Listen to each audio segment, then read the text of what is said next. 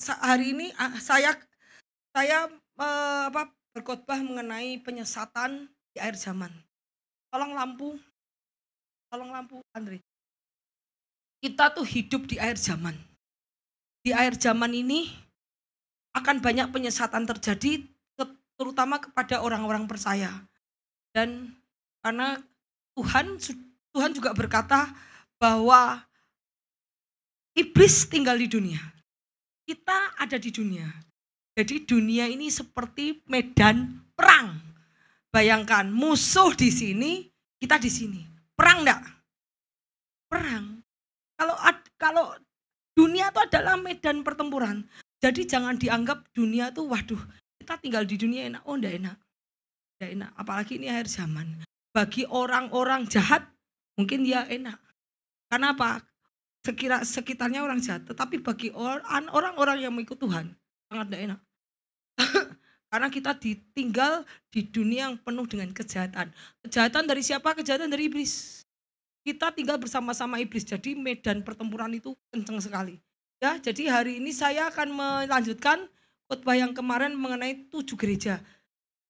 Kemarin saya sudah khotbah mengenai gereja Efesus, gereja Smyrna, dan gereja Pergamus. Sekarang saya akan melanjutkan gereja Tiatira kemarin. Sekarang saya akan melanjutkan gereja lanjutnya siapa? Oke, oh ya nanti aja. Saya akan melanjutkan ketiga gereja lagi dan kemudian kalau ada yang enggak dengarkan, ini lanjutan ya, kalau enggak ada yang enggak mendengar bisa melihat di YouTube GPI Heart of Christ mengenai khotbah-khotbah. Mengenai ini kan khotbah pengajaran ya. Jadi saya mulai yang tadi pertama kali judulnya tolong. Judulnya apa? Tolong judul. Ya, oke. Ya. Kita tahu bahwa kita di dunia bersama dengan iblis. Lucifer itu sudah diusir dari surga. Dia pengen balik surga, bisa nggak? Nggak bisa. Akhirnya dia menarik sepertiga, dia berontak menarik sepertiga dari malaikat di surga untuk melawan Tuhan. Kemudian dia dilempar ke bumi. Nah, yang sepertiga itu mau balik ke surga enggak bisa. Akhirnya dia menyerang anak-anak Tuhan. Kalau dia dihukum masuk ke neraka, karena neraka diciptakan bukan untuk manusia. Neraka diciptakan untuk Lucifer dan malaikat-malaikat yang yang rebel melawan Tuhan. Dan kemudian ketika Lucifer dan malaikat yang jatuh diusir masuk ke dunia, dia tidak bisa kembali ke surga.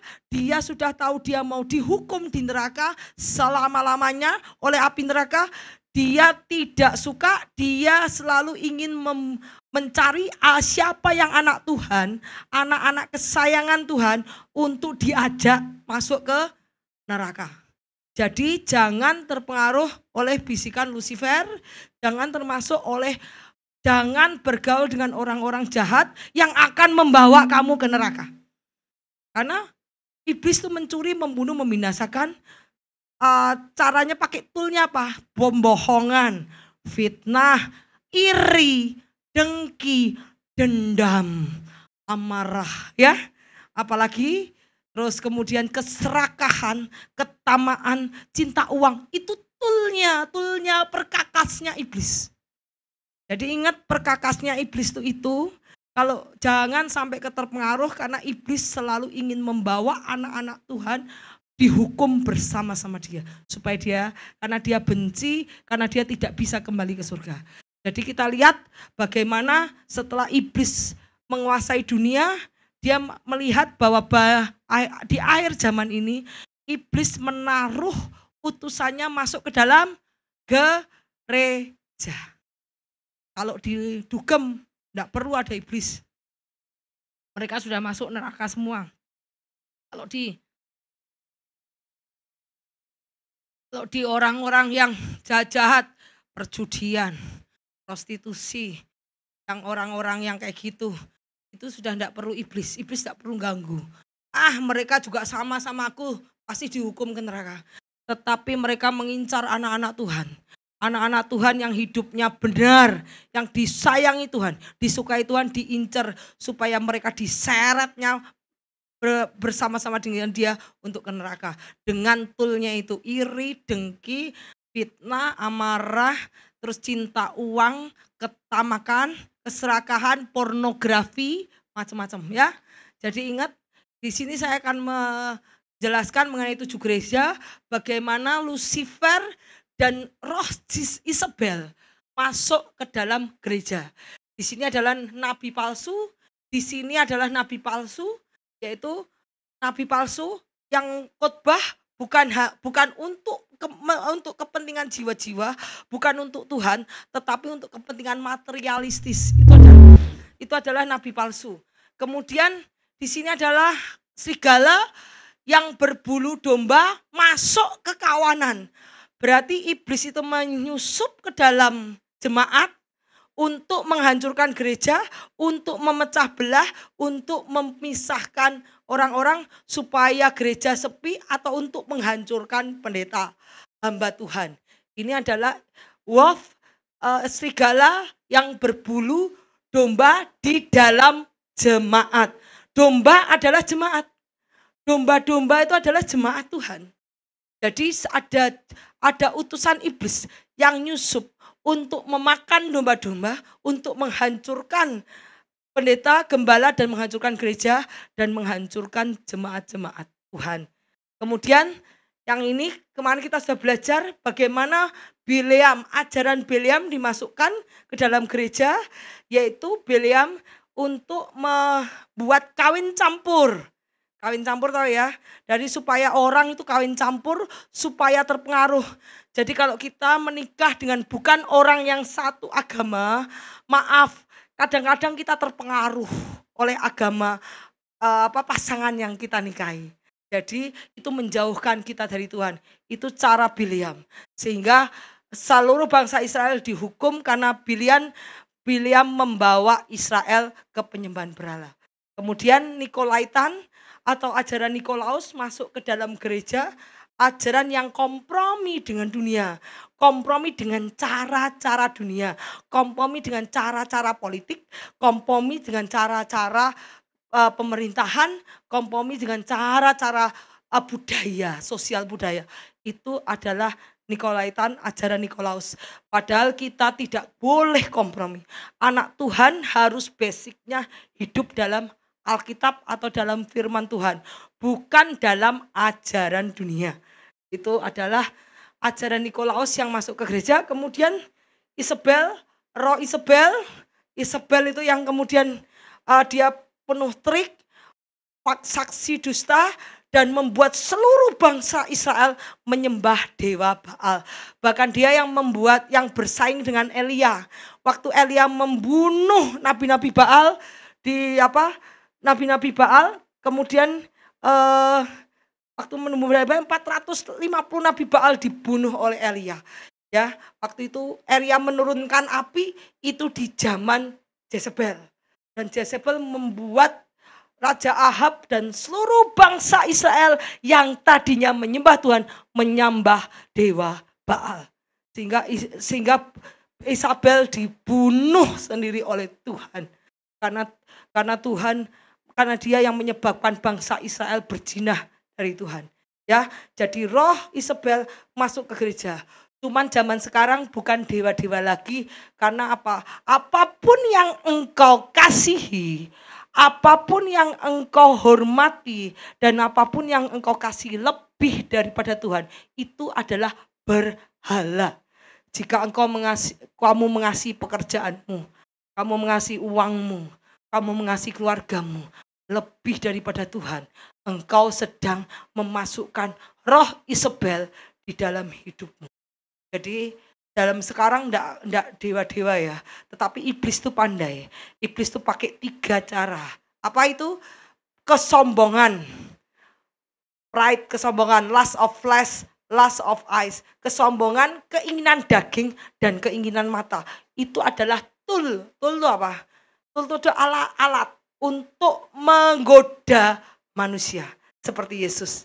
Ya, jadi ingat Isabel masuk ke gereja, masuk untuk mempengaruhi hamba Tuhan, mempengaruhi jemaat, mempengaruhi yang lain. Supaya meninggalkan ibadah, meninggalkan persekutuan, meninggalkan iman yang benar. Meninggalkan iman yang benar dengan menggantikan material thing. Material thing itu sukses, kaya, mobil bagus, kemudian rumah bagus. Jadi materialistis. Bukan mencari perkara yang di atas, tapi mencari perkara yang di duniawi. Itu adalah roh Isabel masuk gereja. Dan kita tahu, tetapi kalau kita punya Yesus Kristus sebagai foundationnya, Alkitab, firman Tuhan sebagai foundationnya, kita tidak akan tergoncangkan.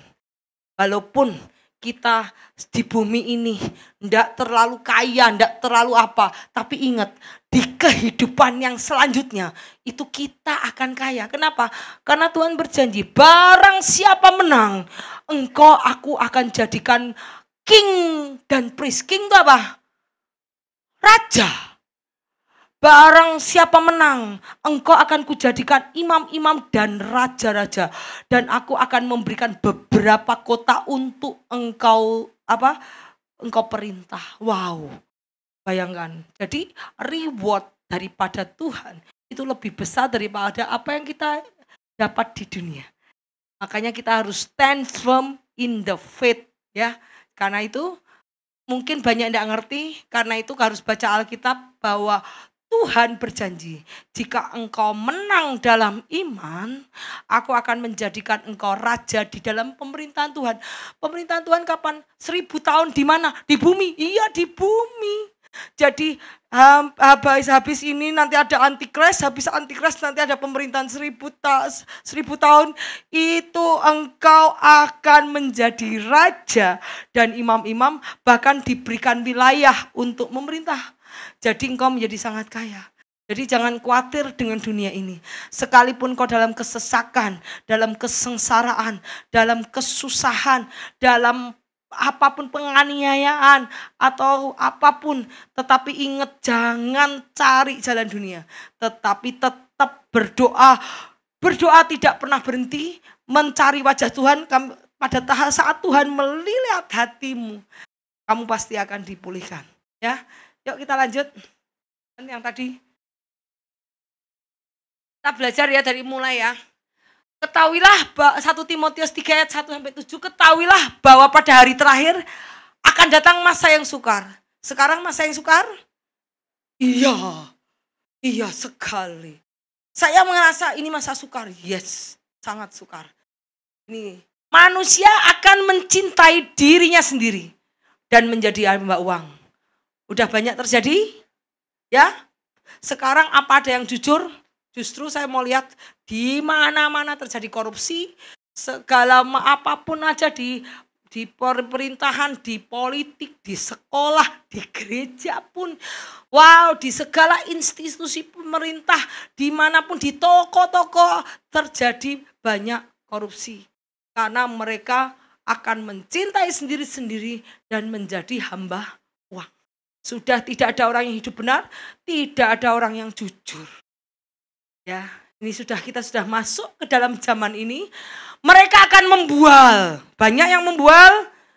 Saya punya ini, saya beli ini, saya ini. Padahal belum tentu. Padahal tong kosong berbunyi nyaring. Orang yang kaya tidak perlu bual. Orang sudah lihat dia kaya, betul? Apakah orang kaya? Kayak orang yang kaya misalnya konglomerat apa? Oh saya punya ini gitu. Justru malah diumpet ke. Sorry ya, betul enggak? Benar ya? Banyak orang kaya-kaya yang malah menyembunyikan hartanya ya. Justru orang yang membual, menunjukkan ini saya punya, ini saya. Itu tong kosong berbunyi nyaring. Itu namanya membual. Kalau orang kaya, orang sudah kaya, dia tidak perlu menunjukkan kekayaannya. Orang sudah tahu dia kaya. Justru itu, yuk lihat nih. Mereka akan membual, menyombongkan diri. Menyombongkan diri? Yes. Mereka akan menjadi penfitnah. Oh Tuhan, ini ayat benar-benar pas. Mereka berontak terhadap orang tua, terhadap pimpinan, terhadap otoritas. Betul? Semua sudah terjadi. Mereka tidak tahu berterima kasih. Mau dikasih apa, dikasih kebaikan apa, berpuluh-puluh tahun, bertahun-tahun. Terima kasih enggak? Tidak. Bukankah itu terjadi? Tidak memperdulikan agama. Kalau ditegur kebenaran, mau dengar? Tidak. Itu namanya sudah tidak peduli agama lagi. Terus tidak tahu mengasihi, tidak mau berdamai. Suka menjelekkan orang. Lah, barang siapa yang suka menjelekkan, berarti hatinya penuh dengan kejelekan. Buah yang baik tidak akan keluar dari pohon yang jelek. Buah yang baik pasti pohonnya bagus, baik. Kalau pohon jelek keluarnya apa? Bosok, buahnya busuk. Ya, buahnya sampah, enggak bisa dimakan, kecut, itu buang. Kalau buah dimakan enggak enak, dibuah apain? Buang sampah. Ya, kita lihat. Tidak tahu mengasihi, tidak mau berdamai, tidak menjelekkan orang, tidak dapat mengasihi, garang, tidak suka yang baik. Terus suka mengkhianat, tidak berpikir panjang, berlagak tahu, padahal tidak tahu apa-apa. Sok keminter, padahal tidak ngerti apa-apa. Padahal aslinya tidak pinter. Terus lebih menuruti hawa nafsu daripada menuruti Allah. Kalau menuruti Tuhan, engkau harus mengampuni, betul ya? Terus engkau tidak boleh Kau harus mengasihi orang lain. Jadi apa yang dia lakukan semua adalah menentang hukum Allah. Hukum Allah adalah kasihilah Tuhan Allahmu dan segenap hatimu, kasihilah sesamamu manusia. Tapi dia tidak mengasihi sesama manusia. Dia menjelek-jelekan, dia garang, mengkhianat, tidak berpikir panjang, berlagak. Secara lahiriah mereka menjalankan ibadah mereka ke gereja enggak? Ke gereja. Tetapi tidak ada Roh Kudus di dalam hatinya. Kalau ke gereja itu kayaknya mungkin telinganya tembok atau masuk ke sini keluar lagi. Itu kalau ke gereja. Karena firman enggak ada yang nyantel. Ya, kita lihat mereka menjalankan ibadah, yes, tetapi pada hakikatnya mereka memungkiri kekuatannya. Jauhilah. Artinya memungkiri kekuatannya. Kalau ada apa-apa, enggak berdoa sama Tuhan. Kalau ada apa-apa, tanya temennya. Tanya temennya yang enggak dalam Tuhan lagi. Kalau enggak ada apa-apa, mencari mengambil keputusan-keputusan sendiri. Padahal keputusan-keputusan dari temannya, dari dunia. Jadi itu kamu tidak tergantung sepenuhnya sama Tuhan. Padahal Tuhan ingin, hendaklah imanmu kayak anak kecil. Kenapa anak kecil? Anak kecil itu tergantung sama bapaknya. Pada saat Tuhan mendidik engkau seperti iman kecil, nanti bapaknya lama-lama juga akan biarkan. Jadi kita harus mau dididik mempunyai iman seperti anak kecil. Pada saat kita punya anak tidak bisa berdiri, tidak bisa berlari, dia akan jatuh. Jatuh lama-lama dibiarkan sama bapaknya. Biar jatuh harus bangun lagi. Jangan kemudian sampai dewasa, bapaknya mulai lepas. Tapi masih kontak gitu loh. Itu adalah Tuhan ingin iman anak kecil. Tuhan ingin kita tergantung sama dia. Karena manusia tidak bisa dipisahkan sama Tuhan. Karena roh Tuhan ada pada kita. Ya, kita lihat. Sebab di antara mereka terhadap orang-orang yang menyelundup ke rumah orang dan menjerat perempuan yang lama dengan syarat dengan dosa, dikuasai berbagai nafsu. Walaupun selalu ingin diajar, tapi tidak dapat mengenal kebenaran. Jadi kalau mau dikasihi kebenaran, enggak bisa. Dia menurut dia, perkataan dia yang benar. Tetapi perkataan benar itu yang salah. Jadi di akhir zaman ini, yang benar menjadi salah, yang salah menjadi benar. Wow, ini sudah akhir. Kalau ada orang yang masih mau ke gereja, masih peduli sama Tuhan, kamu harus bersyukur. Karena itu adalah Roh Kudus yang menggerakkan kalian ada di tempat ini. Karena saya lihat anugerah Tuhan sudah berakhir. Orang yang jahat akan terus berbuat jahat. Orang yang baik akan terus berbuat baik. Orang yang kudus akan terus menguduskan dirinya. Jadi kalau saya lihat ayat itu, waduh Tuhan, ternyata anugerahmu sudah habis. Kalau sampai ada orang yang masih bertobat, mau bertobat di era sekarang, wah itu benar-benar grace, kasih karunia, ngerti nggak? Tetapi kalau ada orang yang sudah berbalik saat ini, waduh, itu berarti masih ada dosa tersembunyi yang masih ada disimpan, kamu belum beres sama yang di atas. Sehingga iblis nangkep kamu. Kalau ada dosa atau apapun yang tersembunyi, kamu belum lapor sama Tuhan, berdamai dengan Tuhan. Saat ini kamu bertobat, minta Tuhan ampuni, Tuhan tuh masih ngampuni. Selama belum rapture, selama masih di sini, selama kamu masih hidup, Tuhan tuh masih ngampuni. Ya, selama kita masih hidup di dunia, itu Tuhan masih ngampuni. Tetapi pada akhir ini kalau kamu berdosa, kalau kamu sudah mendengar firman, sudah mendengar setiap hari dengar khotbah, dikasih nasihat yang baik, tetapi kamu menolak, itu kamu mendukakan Roh Kudus, kamu menghujat Roh Kudus, kamu dosamu tidak akan diampuni.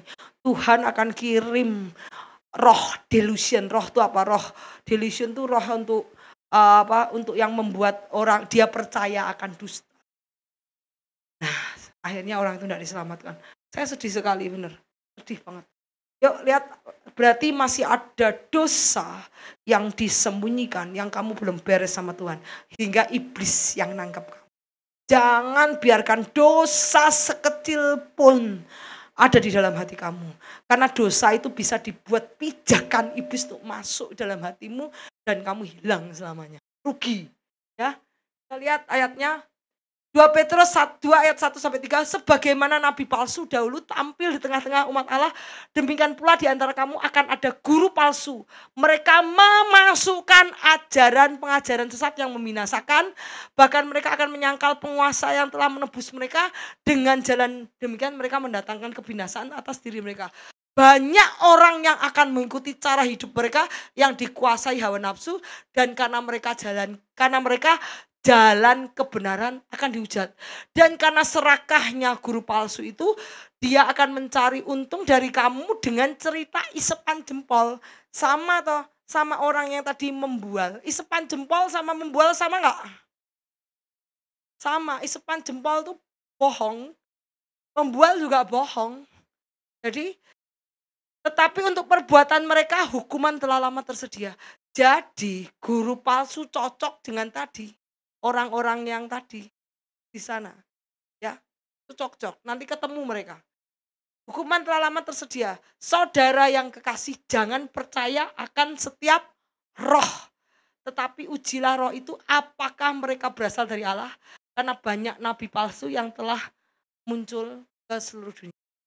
Pak, cara ngujinya dari mana? Dari buahnya. Ingat buah-buah roh apa? Kasih, sukacita, damai sejahtera, kesetiaan, kesabaran, kebaikan, kemurahan, lemah lembutan, pengendalian diri. Wah, hebat ya. Makanya kemarin sampai saya nyanyi lagu 2 kali loh. Yang satu versi Inggris, yang satu versi Indonesia. Supaya kita ingat, kalau kita mau marah, oh kesabaran. Kalau kita mau ngamuk-ngamuk, mau garang, pengendalian diri. Kalau kita mau pelit, oh kemurahan, ya kan?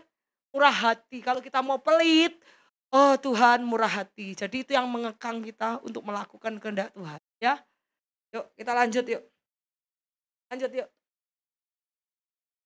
Ya, kita lihat ayat ini, perumpamaan gandum dan ilalang.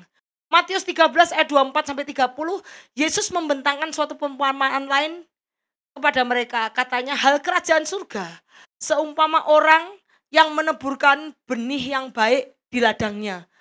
Tetapi waktu semua orang tidur tuh lengah, tidak berjaga-jaga, tidak waspada. Datanglah musuhnya menaburkan benih lalang di antara gandum itu, lalu pergi. Ketika gandum itu tumbuh dan mulai berbulir, nampak juga lalang. Maka datanglah hamba-hamba tuan ladang itu kepadanya dan berkata, "Tuan, bukankah benih yang baik yang Tuan taburkan di ladang Tuan? Dari manakah lalang itu?" Jadi pemilik ladang menaburkan benih yang baik. Musuhnya ndak suka, waduh, dia menaburkan benih lalang supaya mati. Kenapa? Lalang itu sama-sama tumbuh tapi lalang lebih beringas, tahu beringas. Jadi dia mengambil sari-sari makanan dari ini sehingga membuat kurus-kurus gandum. Ya, sama-sama berusaha mencari makanan di dalam bawah tanah, tapi lalang lebih beringas, ya. Kemudian jawab Tuhan itu, seorang musuh yang melakukannya. Lalu berkatalah hamba itu kepadanya, "Jadi maukah Tuhan supaya kami pergi mencabut lalang itu?"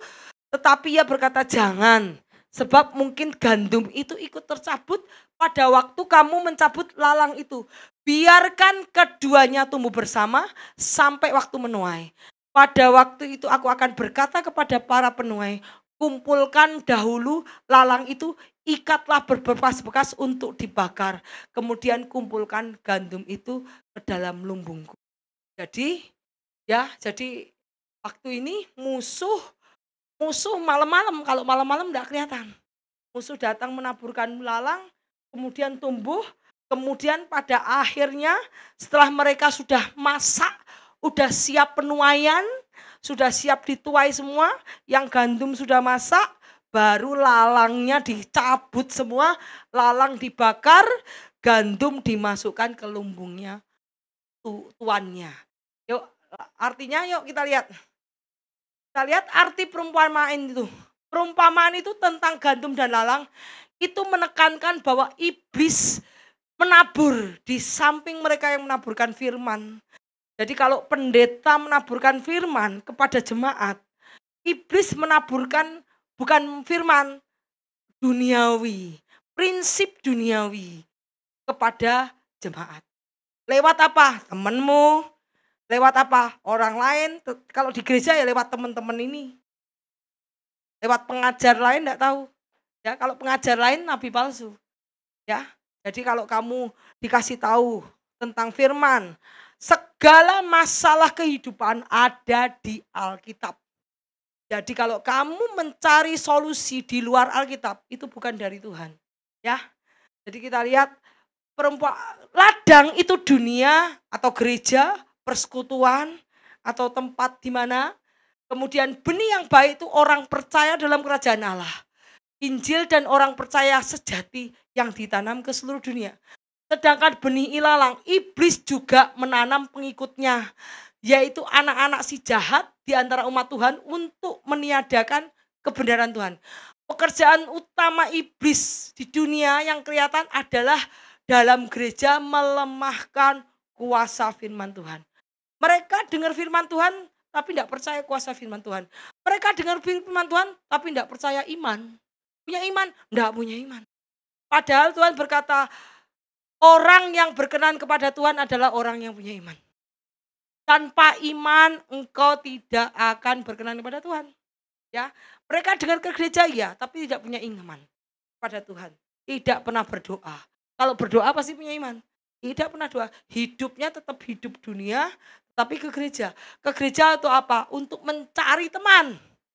Untuk mencari teman, untuk digosipin. Gosipinnya apa? Sampah dunia.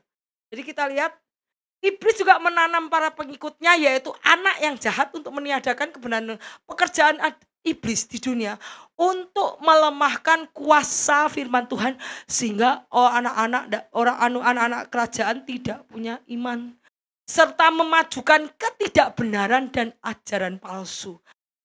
Keadaan para pengikut iblis di antara umat Tuhan akan berakhir ketika Allah akhirnya membinasakan segala orang jahat pada akhir zaman. Jadi setelah semua dunia selesai, Tuhan akan membakar mereka di dalam api. Ya, seperti Tuhan membakar ilalang di dalam api. Jadi kalau benih yang baik pun Tuhan sudah ngasih benih firman Tuhan lewat pendeta, lewat teman-teman yang benar-benar dalam Tuhan. Tetapi iblis juga mengutus orang-orangnya masuk ke dalam gereja sebagai pendeta, sebagai jemaat untuk ngasih kamu nasihat yang bukan dari firman, tapi nasihat duniawi. Itu barang siapa yang mengikuti nasihat duniawi ini adalah anak-anak dunia. Tapi itu kau harus menjauhkan diri dari dunia. Karena barang siapa mengasihi dunia, dia bisa akan menjadi musuh Allah. Ya, jadi kita lihat, sebab itu baiklah kita jangan tidur seperti orang lain, tetapi berjaga-jaga dan sadar. Ingat Tuhan berkata apa? Waktu Petrus tidur, Petrus masuk ke dalam pencobaan enggak? Petrus pertama ya takut. Takut sudah dari iblis. Roh ketakutan dari iblis. Bukankah firman Tuhan berkata Tuhan bukan memberikan roh ketakutan, tetapi memberikan roh yang membangkitkan kekuatan, kasih dan ketertiban. Jadi pada saat Petrus tidak berdoa, tidak berjaga-jaga, saat itu Petrus menjadi karnal. Karnal itu menjadi flesh, menjadi daging.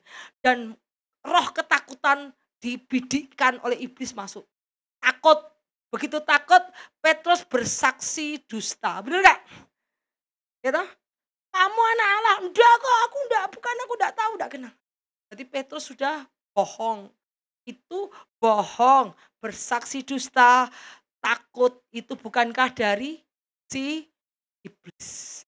Jadi pada saat Petrus tidak berdoa, Petrus masuk ke dalam pencobaan dan gagal. Tapi pada ayat tadi bilang, pada saat kita gagal Tuhan tidak membuangku, ya lah. Tuhan tidak akan membuangku. Tapi pada saat kau berdoa minta ampun sama Tuhan, Tuhan akan mengangkat kamu lagi. Ya. Jadi kita lihat pencobaan yang Tuhan izinkan tidak akan melebihi ya. Jadi Tuhan akan selalu menuntun kita. Tapi ingat kita harus berdoa supaya tidak jatuh dalam pencobaan. Kita lihat di ayatnya, berjaga-jagalah dan berdoalah supaya kamu jatuh ke dalam pencobaan. Roh itu memang penurut tapi daging lemah. Pada saat kita berdoa kepada Tuhan, kita jadi hidup dalam spirit, dalam roh. Tapi pada saat kita tidak berdoa, kita hidup dalam sistem dunia. Padahal sistem dunia itu sulitnya setengah mati. Kamu harus kerja keras, harus pintar, harus gini. Kalau enggak persaingannya terlalu besar. Untuk mencari customer harus gontok-gontokan ya. Harus apa ya. Tetapi hidup dalam roh, hidup dalam pimpinan Tuhan itu enak. Kenapa? Karena Tuhan berkata, pikulah kuk yang aku pasang itu ringan. Karena beban kita di dunia sudah diambil oleh Tuhan. Jadi kita percaya bahwa pada saat kita hidup dalam roh, kita berdoa setiap hari. Kalau sehari bisa 2 kali bagus, kalau 3 kali bagus. Setiap saat berdoa bagus. Hidupmu jadi hidup spiritual. Hidup lagi bukan hidup karnal, bukan hidup dalam flesh, dalam kedagingan, tapi hidup dipimpin roh. Kalau engkau hidup dipimpin roh, apa saja yang kau lakukan dibuat Tuhan berhasil. Ya, kita lihat bahwa setan tidak fighting tuh melawan gereja, tetapi setan join masuk ke dalam gereja.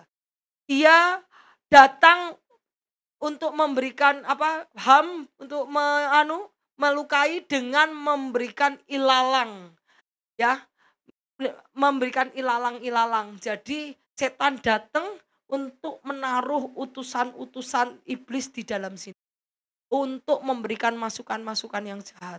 Jadi hati-hati. Jadi kalau masukan dari orang harus sesuai dengan firman, ya. Yuk kita lanjut. Nabi palsu. Yuk. Yesus berkata, berjaga dan waspadalah terhadap ragi orang Farisi. Jadi ragi itu adalah ajaran. Ragi orang Farisi, ragi itu apa? Apakah roti? Dia bilang, kamu tuh mikir roti. Roti itu buat aku gampang. Yesus bisa membuat roti yang 5 jadi 5.000 orang. Buat Yesus tuh segala persoalan dunia tuh gampang. Sekarang saya mau tahu siapa yang membuat dunia? Siapa yang membuat ayam apa? Tanah pun milik Tuhan. Manusia milik Tuhan. Terus binatang, tumbuhan semua, logam mulia, emas, perak itu tidak ada yang tidak bisa Tuhan. Tuhan kerja, tidak ada yang tidak kerjakan. Makanya dia bilang, kamu tuh aku ngomong ragi, kenapa kamu mikirnya roti? Apakah Tuhan perlu roti? Ya roti 5 roti, tak bisa jadi 5.000 kok di tanganku, kata Tuhan. Air aja tak bisa rubah jadi anggur. Jadi di sini yang disebut ragi itu adalah pengajaran. Ketika itu barulah mereka mengerti bahwa bukan maksudnya supaya mereka waspada terhadap ragi roti, tetapi terhadap ajaran orang Farisi dan Saduki. Kenapa? Farisi dan Saduki itu ajarannya bukan ajaran firman Tuhan. Ajaran menurut adat istiadat mereka, ajaran yang menguntungkan mereka. Kalau aku untung gak apa-apa. Bukan ada ajaran yang menyenangkan hati Tuhan. Yuk kita lihat. Tetapi Roh dengan tegas mengatakan bahwa di waktu-waktu kemudian ada orang yang akan murtad lalu mengikuti roh penyesat dan ajaran setan oleh tipu daya pendusta yang hati nuraninya memakai cap mereka. Karena itu akan datang waktunya orang tidak lagi akan datang waktu. Orang tidak lagi menerima ajaran sehat, tetapi mereka mengumpulkan guru-guru menurut kehendaknya untuk memuaskan keinginan telinganya. Mereka akan memalingkan telinganya dari kebenaran dan membukanya dari dosa. Jadi orang-orang yang sukanya duniawi, yang suka ketamakan, suka kejelekan tadi, kumpulnya sama guru-guru yang satu roh. Kalau orangnya suka cita uang, ketamakan, terus kemudian sukanya yang buruk-buruk, dia akan jadi satu, ngumpulnya bisa dengan orang yang seperti itu. Kalau dia ngumpul dengan orang-orang yang kebenaran, dia tidak suka. Karena dia tidak mau ditegur.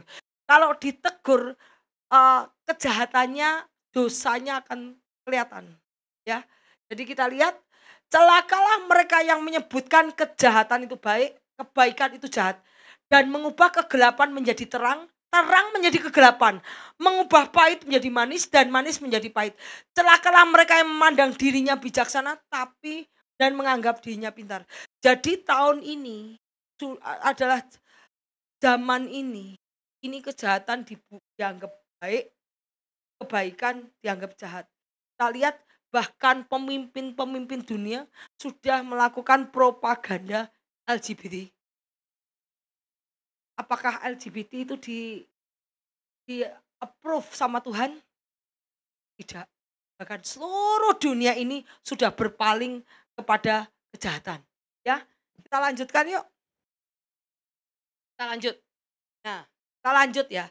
Kita tahu bahwa iblis masuk ke gereja. Kita tahu ini gereja ini adalah tipe-tipe karakter manusia. Satu yaitu gereja Efesus, gereja yang kehilangan cinta mula-mula. Smyrna, gereja yang dianiaya. Ketiga, Pergamum itu kompromi. Pergamum itu kompromi. Kompromi itu gereja Nikolaitan. Nikolaitan tadi apa? Nikolaus. Kompromi dengan cara dunia, kompromi dengan adat istiadat, kompromi dengan cara politik, kompromi dengan cara apa? Termasuk suap. Itu adalah gereja Pergamum. Ya. Kemudian Tiatira, itu Isabel. Ajaran Isabel masuk ke Tiatira. Ajaran Isabel masuk ke Tiatira. Kemudian ini ajaran nabi palsu masuk ke sini. Ajaran Pergamum itu ajaran Nikolaitan, ajaran Nikolaus masuk ke situ. Isabel masuk ke Tiatira. Lah Sardis, kita belajar Sardis. Sardis adalah dead church. Sardis itu adalah ke gereja tapi tidak punya Roh Kudus. Ke gereja tapi tidak percaya pekerjaan Roh Kudus. Ke gereja tapi tidak percaya kuasa Roh Kudus. Itu dead church. Jadi gereja sebagai ritual, gereja sebagai kebiasaan, gereja sebagai pokoknya aku setiap minggu harus ke gereja ya ke gereja. Apa yang aku dapat enggak apa-apa, pokoknya harus ke gereja. Kebiasaan, rutinitas. Itu adalah dead church. Karena apa yang membuat api menyala-nyala adalah Holy Spirit. Jadi gereja dead church adalah gereja yang mati. Philadelphia adalah gereja yang faithful, gereja yang penuh dengan Roh Kudus dan dia melakukan kehendak Tuhan. Hanya gereja Philadelphia yang rapture, yang lain enggak. Terus kemudian Laodikia itu gereja mega church biasanya. Gereja mega church karena mereka adalah gereja-gereja yang kaya, karena mereka adalah gereja-gereja yang kaya, maka gereja-gereja Laodikia tuh jadi enggak butuh Tuhan. Orang kalau kaya, punya apa-apa, enggak butuh Tuhan. Karena apa-apa bisa dilakukan. Jadi dia harus di sini, kalau ke gereja ya udah ke gereja. Semua orang pulang. Jadi tidak ada kerinduan, tidak ada hubungan intim atau doa kepada Tuhan. Itu adalah gereja lukewarm, biasa-biasa saja. Tidak dingin, tidak panas. Mati tidak, panas tidak, di tengah-tengah. Tapi Tuhan bilang aku akan memuntahkan engkau dari mulutku. Yuk lanjut. Nah kita lihat ini penyesat dalam gereja. Ya, waspada terhadap nabi palsu yang datang kepadamu dengan menyamar sebagai domba. Sesungguhnya mereka adalah serigala yang buas. Nabi palsu datang kepadamu menyamar sebagai domba, mereka adalah serigala yang buas. Iblislah yang menjadi bapak mereka dan mereka melakukan keinginan-keinginan iblis. Dia pembunuh manusia sejak semula, tidak hidup dalam kebenaran. Sebab di dalam dia tidak ada kebenaran. Apabila orang itu berdusta, ia berkata-kata dari karakternya. Sebab iblis adalah bapak segala pendusta. Yuk kita lihat. Jadi ini gereja ini sudah masuk ke dalam zaman gereja di Turki. Makanya waktu Paulus menyebarkan gospel ke Turki, langsung diserbu iblis dimasukin. Dan gereja kita sekarang juga, gereja yang sekarang juga dimasukin spirit yang sama. Jadi spirit itu memasuki dekade demi dekade. Zaman ini dimasuki, nanti zaman lagi dimasuki. Dan ini sudah terjadi di zaman akhir. Ya kita lihat nabi palsu, Yeremia 14 ayat 14, jawab Tuhan kepadaku. Para nabi palsu itu, para nabi berbuat palsu. Demi namaku, aku tidak mengutus mereka, tidak memerintahkan mereka dan tidak berfirman kepada mereka. Mereka menubuatkan kepadamu penglihatan bohong, ramalan kosong dan tipu rekaan hatinya. Jadi ada orang yang berkhotbah kalau kamu nanti kamu akan sukses, kamu akan ini kamu itu harus dikonfirm. Karena kadang-kadang profesi bukan dari Tuhan, tetapi profesi dari manusia sendiri. Ya, apalagi dilihat, wah siapa ya yang banyak duitnya ya, wah kayaknya penampilannya keren. Sini. Wah di profesi bagus-bagus, ya lah tujuannya apa? Supaya kasih uang ya. Jadi itu banyak sekali yang terjadi. Karena di zaman gereja yang lama dulu saya pernah lihat ada suatu pendeta yang saya panggil, dia pinter ngemanggilnya orang yang keren-keren suruh maju. Yang keren-keren disuruh maju. Di profesi. Gitu. Wah kamu begini. Padahal belum tentu. Ya, kita harus punya kepekaan roh dan minta konfirmasi daripada Tuhan. Kalau itu pekerjaan Tuhan, pasti profesi itu akan terjadi. Nubuat pasti terjadi. Tapi kalau bukan dari Tuhan, tidak terjadi. Itu nabi palsu, ya. Kemudian domba palsu, Kisah Para Rasul 20 ayat 29. Aku tahu bahwa sesudah aku pergi, serigala yang ganas akan masuk ke tengah kamu dan tidak menyayangkan kawanan. Kalau ada serigala di tempat ini, masuk sebagai jemaat dan dia leader. Kalau jemaat keluar dia apalagi dia tidak suka orang itu. Kalau pergi seneng. Padahal gembala kalau ada jemaat yang pergi, seneng enggak? Enggak seneng. Tapi kalau mereka serigala, enggak urusan. Yang penting aku benci sama dia harus tak keluarkan dari. Kalau serigala, ya. Jadi serigala yang ganas akan masuk ke tengah kamu dan tidak menyayangkan perkumpulan ini. Ya. Keluar biarin, mau sepi biarin, itu segala. Tapi kalau anak-anak Tuhan, dia melihat soul, jiwa-jiwa. Kalau kita gembala, pendeta yang baik, domba yang baik, mereka selalu berkumpul. Senang berkumpul dengan banyak orang, ngerti gak? Domba itu senangnya berkumpul. Tetapi kalau kambing dia senang pergi sendiri. Ya, domba itu senang berkumpul. Jadi itu bedanya domba palsu dan yaitu serigala. Ajaran Nikolaus kita flashback ya. Ajaran Nikolaus adalah pagan ya. Waduh, dia mengadopsi cara politik, pemerintahan dan dunia ke dalam Kristianiti. Nikolaus mengajarkan tidak apa-apa beribadah kepada Yesus, tapi juga melakukan tradisi pagan. Terus kemudian pagan itu penyembahan berhala, perjinahan, menyembah patung, kedukun, percaya feng shui, hong shui, okultisme, penyembahan kepada manusia. Itu adalah ajaran Nikolaus seperti kita lihat. Kalau Bileam itu tukang tenung yang diperintahkan untuk mengutuk Israel, tetapi kemudian dia mengajarkan perempuan-perempuan pagan untuk menggoda Israel. Seperti apa namanya? Samson. Samson itu digoda oleh Delila. Ya. Jadi supaya berbuat dosa. Nah, ini adalah ajaran Bileam. Jadi kalau engkau memakai perempuan, memakai pasangan untuk menggoda supaya engkau berjauh dari Tuhan, tidak melakukan kehendak Tuhan, itu ajaran Bileam. Ya. Kemudian Isabel itu mempunyai pengaruh dalam keyakinan Agag sehingga Ahab mendua hati, tidak menyembah Baal, dan Isabel mempengaruhi seluruh bangsa Israel untuk menyembah Baal. Ya, sehingga Baal menjadi agama resmi Israel. Tadinya Israel menyembah Tuhan tapi jadi menyembah Baal karena Isabel. Roh Isabel ini menyerang, merusak, menghancurkan pendeta dan gereja. Dia datang dengan senyuman menjadi sahabat terbaik Anda. Jadi kita tahu roh Isabel masuk ke dalam gereja, caranya gimana Bu? Nih, saya lihat ya. Roh Isabel menyerang, merusak, menghancurkan pendeta dan gereja. Ia datang dengan senyuman menjadi sahabat terbaik Anda, memberitahu betapa hebatnya Anda, betapa hebatnya pekerjaan yang Anda lakukan. Tujuan utama iblis ini menghancurkan gereja dan memecah belah semua orang untuk pergi. Dia datang ke gereja dan mendekati Anda, ya.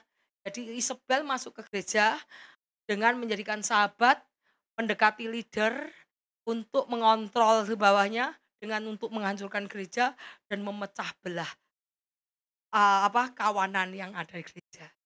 Roh Isabel sudah masuk dalam gereja. Jadi roh ini sudah ada di dalam setiap gereja satu persatu. Dan ingat, kita yang punya Roh Kudus harus punya cara untuk membedakan roh. Terus lanjut yuk. Ya, ini Lucifer dan Jezebel Joncert. Kita tahu bahwa Efesus itu menolak praktek kompromi Nikolaitan. Dari sini kita lihat kalau ini iblis sendiri. Kemudian ini adalah Pergamum, saya tadi ngomong ajaran Nikolaus yaitu kompromi. Tiatira ajaran Jezebel, kemudian Sardis yang mati, kemudian Philadelphia yang baik, kemudian ini yang suam-suam. Jadi kita tahu bahwa tadi penyesat tadi sudah masuk ke dalam gereja dan untuk menghancurkan gereja, membuat semua jemaat kehilangan anugerah daripada Tuhan. Ya, yuk kita lanjut. Satu aja Sardis. Wahyu 3 ayat 1-6 jemaat Sardis. Saya tuliskan kepada malaikat jemaat Sardis, inilah firman Tuhan, firman Dia yang memiliki ketujuh roh Allah dan ketujuh bintang. Bintang itu adalah malaikat. Ya, aku tahu segala pekerjaanmu, engkau dikatakan hidup padahal engkau mati. Bangun dan kuatkanlah apa yang masih tinggal yang sudah hampir mati. Sebab tidak ada satupun dari pekerjaanmu aku dapati sempurna di hadapanku. Karena itu ingatlah bagaimana engkau telah menerima dan mendengarkan, turutilah itu dan bertobatlah. Karena jika engkau tidak berjaga-jaga, aku akan datang seperti pencuri dan engkau tidak tahu pada waktunya manakah aku datang. Di sini Tuhan bilang ngomong berjaga-jaga loh. Tuhan bilang lagi ngomong berjaga-jaga. Berarti Tuhan meminta kita harus berdoa, ya. Kemudian kita tahu Tuhan minta kita untuk berdoa. Tetapi di Sardis ada beberapa orang yang tidak mencemarkan pakaiannya. Mereka akan berjalan dengan aku dalam pakaian putih. Karena mereka layak untuk itu. Barang siapa menang, ia akan dikenakan pakaian putih. Pakaian putih itu apa artinya? Perbuatan kebenaran, itu pakaian putih. Ya. Jadi kita harus mengenakan perbuatan kebenaran. Aku tidak menghapus namanya dari kitab kehidupan. Melainkan aku akan mengaku namanya di hadapan Bapakku dan di hadapan malaikat.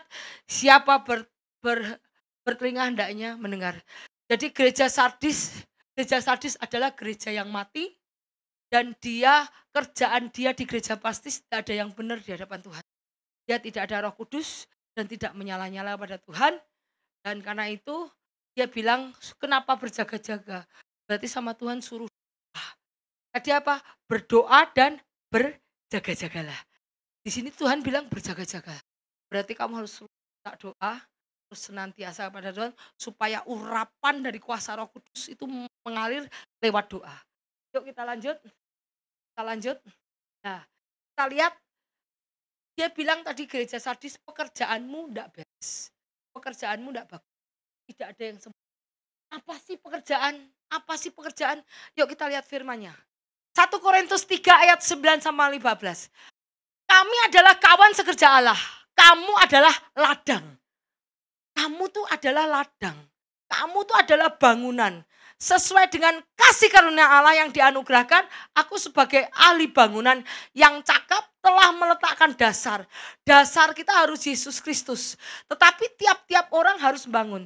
Jadi kalau kita punya dasar, kita harus membangunnya dengan firman Tuhan.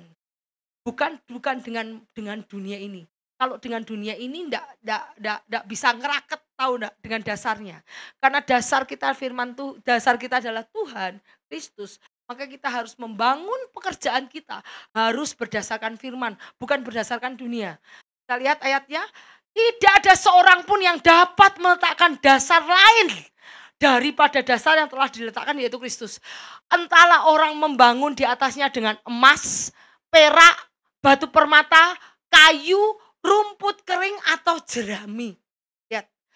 Sekali kelak pekerjaan masing-masing orang akan nampak. Jadi kita lihat orang bisa membangun dengan emas, perak, batu permata, kayu, rumput kering atau jerami. Pekerjaan masing-masing orang akan nampak. Jadi setiap kali yang kamu lakukan sekarang, dilihat Tuhan, motivasimu apa? Kamu melakukan karena apa? Oke, kamu melakukan pelayanan karena apa? Oh, karena kerjaan, karena uang. Oh, kamu sebagai rumput atau jerami. Sekali kelak pekerjaan masing-masing orang akan nampak. Karena hari Tuhan akan menyatakannya. Sebab ia akan nampak dengan api. Dan bagaimana pekerjaan masing-masing orang akan diuji oleh api.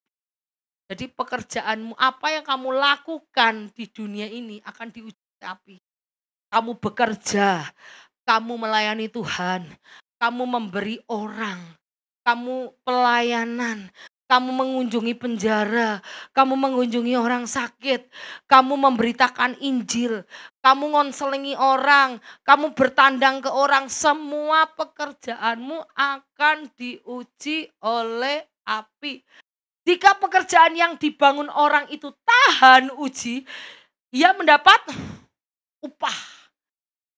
Tuhan akan memberikan upah. Ini kepada orang percaya, nanti Tuhan akan memberikan upah sesuai dengan perbuatannya.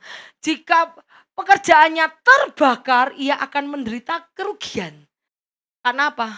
Seumur hidupmu di bumi, kamu tidak dapat reward. Bu, katanya kalau aku setia mendapatkan upah. Lah, upahmu kamu rugi kenapa? Karena pekerjaan di dunia yang kamu lakukan hanya untuk menguntungkan dirimu sendiri. Ngerti gak? Kalau tidak untuk tulus, tidak menguntungkan Tuhan, kamu tidak akan dapat upah. Karena kita hamba, dia Tuhan. Kalau hamba harus menguntungkan Tuhannya enggak? Kalau kita hamba Tuhan, kita harus menguntungkan Tuhan kita, Tuhan. Tetapi kalau semua pekerjaanmu di dunia hanya untuk keuntunganmu sendiri, kamu tidak akan dapat upah. Jika pekerjaanmu terbakar, ia akan menderita kerugian. Tapi kamu selamat, Bu, saya selamat-selamat. Tetapi orang dapat crown, dapat mahkota, dapat kamu memerintah kota, kamu enggak. Jadi jangan anggap setiap orang dapat upah.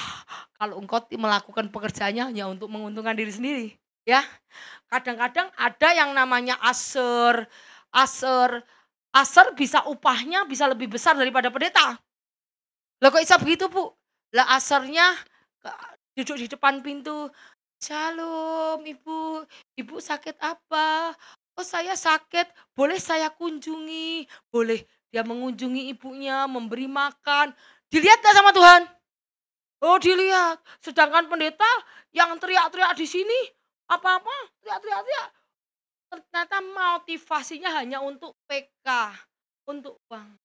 Bukan untuk jiwa-jiwa. Tuhan memandang dia apa? Allah kamu khotbah untuk duit.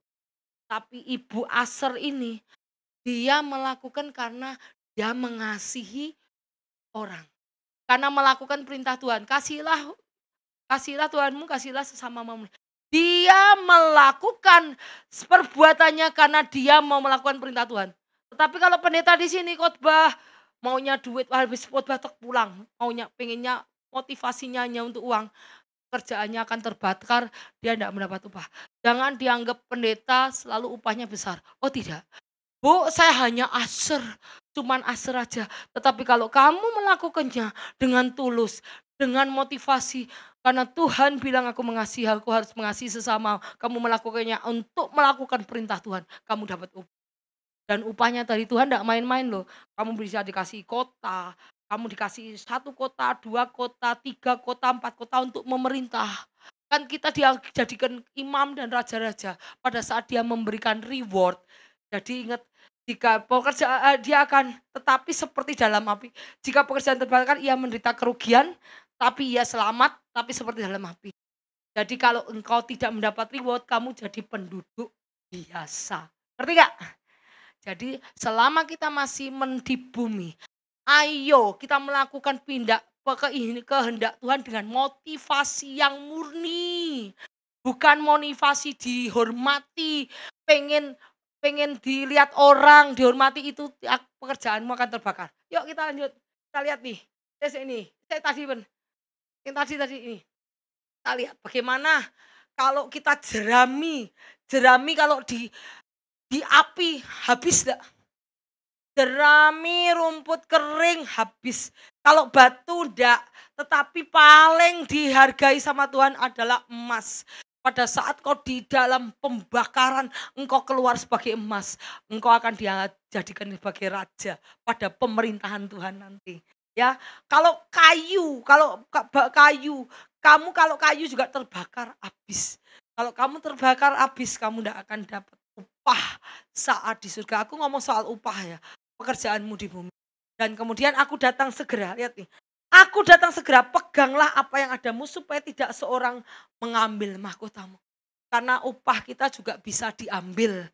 Iblis di dunia, kalau kita dibisiki, itu duitnya banyak, ambil duitnya banyak. Yang tadinya motivasinya kita bagus, karena dibisik-bisiki iblis, yaitu toh lust of flesh, lust of eyes, dan ke pride, kesombongan. Nah, untung ya kamu ndak ini, kita malu dong kalau itulah. Kalau ada orang yang begitu, itu pride-nya masuk. Kalau pride-nya masuk, kita kehilangan upah karena nasihat iblis. Kalau kita melakukannya dengan tulus, dengan tidak motivasi, kita akan mendapatkan mahkota. Yuk kita lanjut gambar itu, yuk. Bukan ini Pan yang sebelumnya. Gambar api gini, enggak ada. Ya ini. Wahyu 2 ayat 23b. Akulah yang menguji batin dan hati orang. Dan bahwa aku akan membalaskan kepada kamu, kepada setiap orang menurut perbuatannya. Sesungguhnya aku datang segera. Tuhan ngomong 2 kali. dan aku membawa upahku untuk membalaskan semua orang menurut perbuatanmu. Jadi orang ini pengadilan Tuhan. Jadi ada yang membawa emas, ada pekerjaannya emas, ada pekerjaannya silver, perak, ada pekerjaannya rumput, ada pekerjaannya jerami kering, ada yang kayu, ada yang batu, dan kemudian dibakar.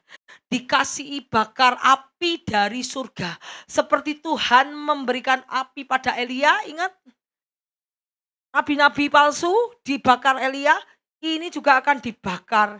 Jadi pada saat dibakar, pekerjaan masing-masing ini malaikat semua dibakar. Setiap kamu pekerjaan di bumi dibakar di sini, di pengadilan Tuhan. Di pengadilan Tuhan pekerjaanmu dibakar. Nanti yang tersisa siapa, punya siapa yang dikasih reward. Ya, jadi kita lihat bahwa setiap pekerjaan kita dilihat oleh Tuhan dan dikasih reward. Kalau pekerjaanmu, apa yang kamu lakukan, pelayanan, tim musik, hanya untuk uang, hanya pengen dilihat di YouTube, pengen terkenal, pengen memuliakan diri sendiri, pekerjaanmu akan seperti rumput kering dan terbakar. Tetapi kalau kamu nengok orang, menggembalakan orang, menengok orang, baik dengan orang, memberi orang, karena kamu melakukan perintah Tuhan, tidak ada yang lain, pekerjaanmu akan seperti emas.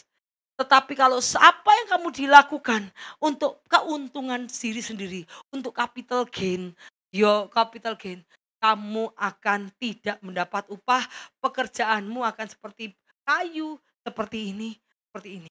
Jadi untuk semua jemaat juga kalau engkau melakukan sesuatu di dunia, lakukanlah seperti engkau melakukan untuk Tuhan. Pada saat engkau melakukan segala sesuatu dengan Tuhan, karena mata Tuhan menguji batin dan hati orang. Dan Tuhan akan membalaskan.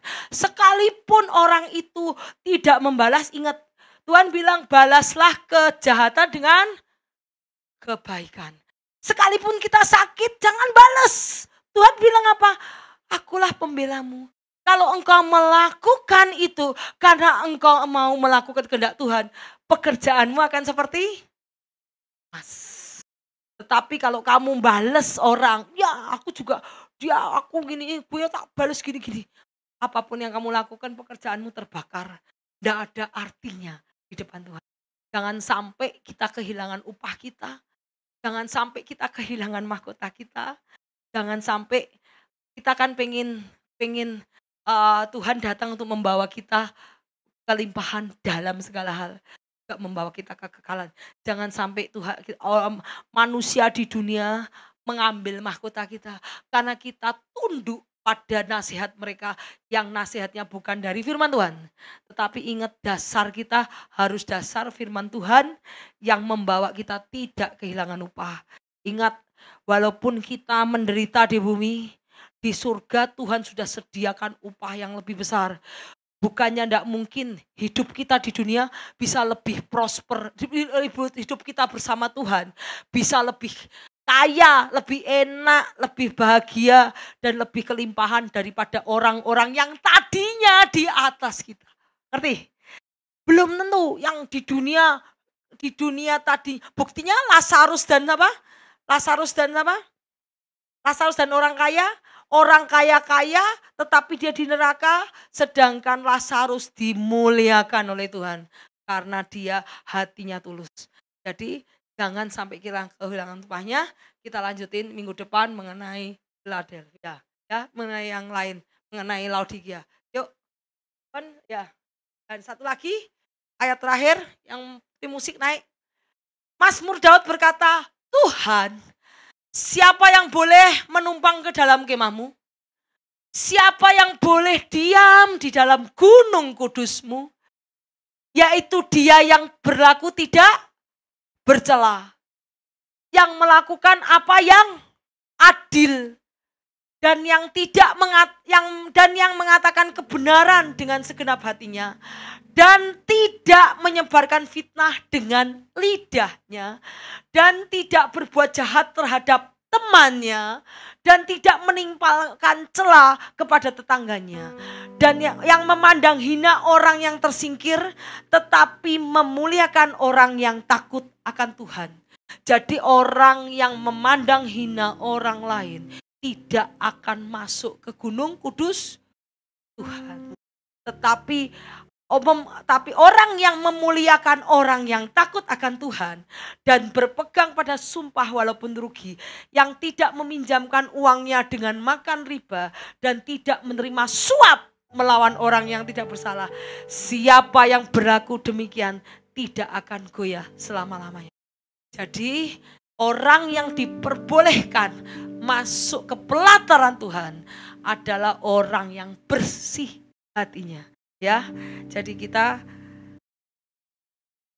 harus melihat hati kita, karena Tuhan itu